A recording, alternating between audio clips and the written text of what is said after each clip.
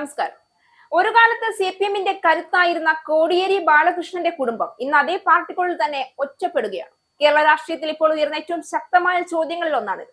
കേസിൽ കോടതി കുറ്റവിമുക്തനാക്കിയിട്ടും ബിനീഷ് കോടിയേരിയുടെ പാർട്ടി അംഗത്വ അപേക്ഷ 4 തവണ പാർട്ടി തള്ളിയെന്ന വാർത്ത വെറും സംഘടനാ നടപടിയല്ല, CPM-നുള്ളിലെ അധികാര രാഷ്ട്രീയത്തിന്റെ പുതിയ മുഖം കൂടിയാണ് എന്ന് വിമർശകർ പറയുകയാണ്. ബിനീഷ് കോടിയേരിയുടെ പാർട്ടി അംഗത്വം പുതുക്കാതെ CPM അംഗത്വം പുതുക്കണമെന്ന അപേക്ഷ 4 തവണ നിരസിച്ചു. 2020-ലാണ് ബിനീഷിന്റെ അംഗത്വം മരവിപ്പിച്ചത്. 2001 മുതൽ 2020 വരെ ബിനീഷിന് CPM അംഗത്വം ഉണ്ടായിരുന്നു. ബിനീഷ് ലഹരി കേസിൽ അറസ്റ്റിലായതോടെയാണ് CPM അംഗത്വം മരവിപ്പിച്ചത്. 2023-ൽ ബിനീഷ് കേസിൽ നിന്ന് പൂർണ്ണമായും കുറ്റവിമുക്തനായി. ജില്ലാ സെക്രട്ടറി വഴി അംഗത്വം പുതുക്കാൻ ബിനീഷ് 4 തവണ അപേക്ഷ നൽകിയിരുന്നു. എന്നാൽ CPM സംസ്ഥാന നേതൃത്വം തുടർച്ചയായി ഈ അപേക്ഷ നിരസിക്കുകയായിരുന്നു. ബിനീഷിനെ മാറ്റി നിർത്തുന്നത് എന്തിനെന്ന ചോദ്യം കഴിഞ്ഞ ദിവസം CPM തിരുവനന്തപുരം ജില്ലാ കമ്മിറ്റി യോഗത്തിൽ ഉയർന്നിരുന്നു.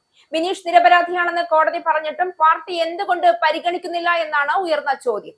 ആലോചിച്ച് തീരുമാനമെടുക്കാമെന്ന് മാത്രമാണ് CPM സംസ്ഥാന സെക്രട്ടറി MV ഗോവിന്ദൻ മറുപടി നൽകിയത്. ബിനീഷ് കേസിൽപ്പെട്ട സമയത്ത് കോടിയേരി ബാലകൃഷ്ണൻ CPM സംസ്ഥാന സെക്രട്ടറി സ്ഥാനത്ത് നിന്ന് മാറി നിന്നിരുന്നു. കേസ് നടത്തിയതും കുടുംബമാണ്. കേസിൽ ബിനീഷിനെ കോടതി കുറ്റവിമുക്തനാക്കിയിട്ടും പാർട്ടി എന്തിനു മാറ്റി നിർത്തുന്നു എന്ന ചോദ്യമാണ് CPM-ന്റെ യോഗങ്ങളിൽ ഉയരുന്നത്.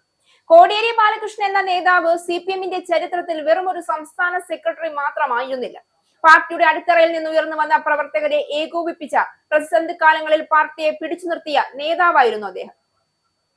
ഇവിടെ ഉയരുന്ന പ്രധാന വിമർശനം ഇതാണ്: CPM ശരിക്കും ആശയപരമായ നിലപാടാണോ സ്വീകരിക്കുന്നത്, അതോ രാഷ്ട്രീയ ഗൂഢാലോചനകളുടെ ഭാഗമായാണോ കോടിയേരിയുടെ കുടുംബത്തെ അകറ്റി നിർത്തുന്നത്? കാരണം കോടിയേരി ജീവിച്ചിരുന്ന കാലത്ത് അദ്ദേഹത്തിനെതിരെ പരസ്യമായി നിലകൊള്ളാൻ പോലും ഭയപ്പെട്ടിരുന്ന പലരും ഇന്ന് പാർട്ടിയിൽ ശക്തമായ സ്ഥാനങ്ങളിലുണ്ട്.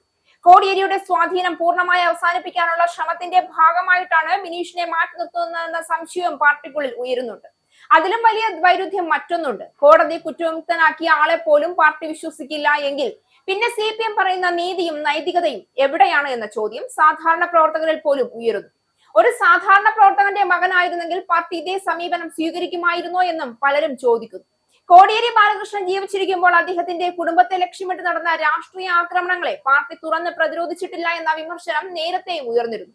ഇപ്പോൾ ബിനീഷിനെ തുടർച്ചയായി പുറത്തുവെക്കുന്നത് ആ കുടുംബത്തെ രാഷ്ട്രീയമായി ഒറ്റപ്പെടുത്താനുള്ള നീക്കമാണെന്ന ആരോപണത്തിന് കൂടുതൽ ബലം നൽകുകയാണ് ഈ ആരോപണങ്ങൾ. CPM പലപ്പോഴും പാർട്ടി കുടുംബങ്ങൾക്ക് മുകളിലാണ് എന്ന് ആവർത്തിക്കാറുണ്ട്.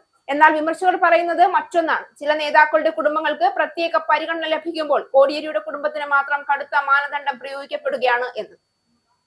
അതുകൊണ്ട് തന്നെ ബിനീഷ് കോടിയേരിയുടെ അംഗത്വ വിവാദം ഇന്നൊരു വ്യക്തിയുടെ പ്രശ്നമായി മാത്രം നിലനിൽക്കുന്നില്ല. CPM-നുള്ളിലെ ആഭ്യന്തര അധികാര പോരാട്ടത്തിന്റെ പ്രതീകമായി മാറുകയാണ്. അവസാനം ചോദ്യം ഒന്ന് മാത്രം: കോടിയേരി ബാലകൃഷ്ണൻ പാർട്ടിക്കായി ജീവിതം മുഴുവൻ സമർപ്പിച്ചിട്ടും അദ്ദേഹത്തിന്റെ കുടുംബത്തിന് CPM-ൽ ഇനി സ്ഥാനമില്ലേ? ബിനീഷ് കോടിയേരിയുടെ അപേക്ഷ 4 തവണ തള്ളിയെന്ന വാർത്തയ്ക്ക് പിന്നിൽ ഒരു വ്യക്തിയേക്കാൾ വലുതായ രാഷ്ട്രീയ സന്ദേശമുണ്ടെന്ന് കേരള രാഷ്ട്രീയം ഇപ്പോൾ ചർച്ച ചെയ്യുകയാണ്.